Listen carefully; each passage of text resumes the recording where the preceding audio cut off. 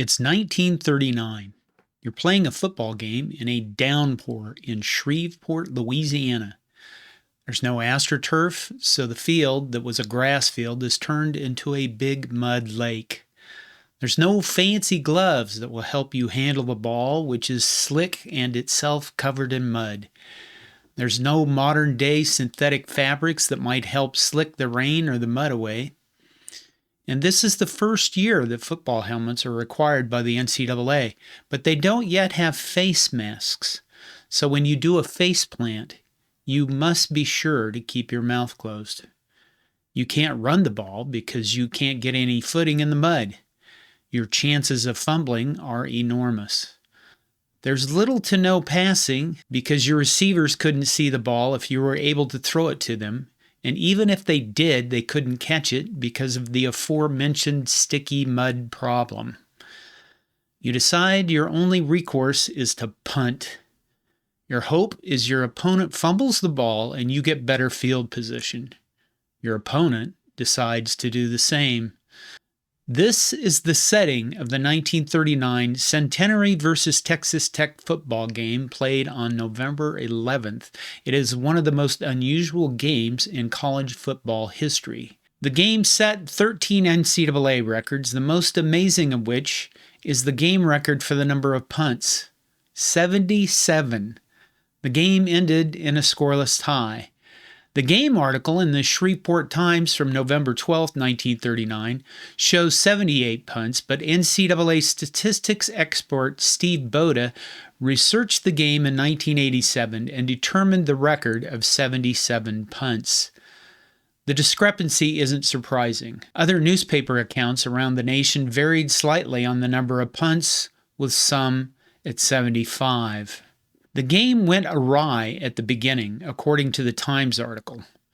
On a field of mud and in a heavy rain that made running and aerial plays null and void, the gentlemen battled the heavier and rugged Red Raiders of Texas Tech to a scoreless tie. Players of both teams were covered with mud when the final whistle blew, and it was hard to distinguish between the ball carriers or the linemen after the first few minutes of the opening quarter. A few hundred fans were in attendance. Centenary received the opening kickoff, ran 2 plays that gained 3 yards, then punted back to Texas Tech. Tech attempted a pass that fell incomplete, then a run, then punted back to the gentleman, as Centenary is known. Tech's third possession started at the 33. The punt was blocked, recovered by Centenary on Tech's 18. The gentlemen tried to score. They gained 4 yards on 3 plays, then tried for a pass into the end zone that fell incomplete. Then it's back to punting with scant few other plays mixed in to finish the half. Texas Tech kicked off to start the second half. Then Centenary returned that ball to the 30. Then the two teams rolled off 22 consecutive punts. There were 2 field goal attempts in the game. From the Times. In the second period, the Gents refused to risk the chance of a fumble and called on Ed Whitehurst to boot a field goal from about the 10-yard line, but he was not equal to the occasion. In the last minute of play, the Raiders tried a field goal from about their 20-yard line, but the ball failed to even cross the last stripe. Here are the records set in the game.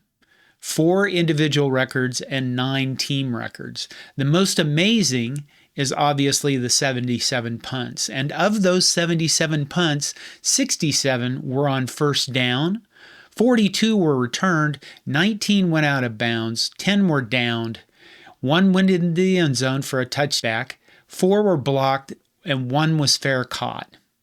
14 were fumbled, and 6 of those were lost. And out of all that, nobody scored. The other amazing record had to be the punting yardage of 1,318 yards set by Charlie Calhoun of Texas Tech. He averaged around 36.6 yards per punt, which probably isn't bad in those conditions.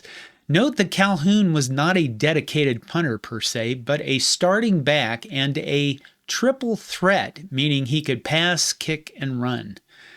Eat your heart out, Iowa fans. It should be pretty obvious these records won't be broken.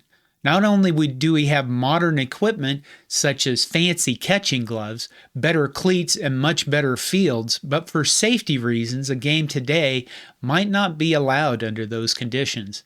The Shreveport Times reported that 1.35 inches of rain fell on that Saturday.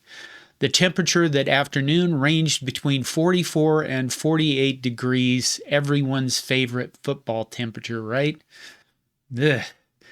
That's the story of one of the most unusual games in college football history. If you have any other interesting games you'd like me to cover, please let me know in the comments. This is John Johnston with Hardcore College Football History. Thank you.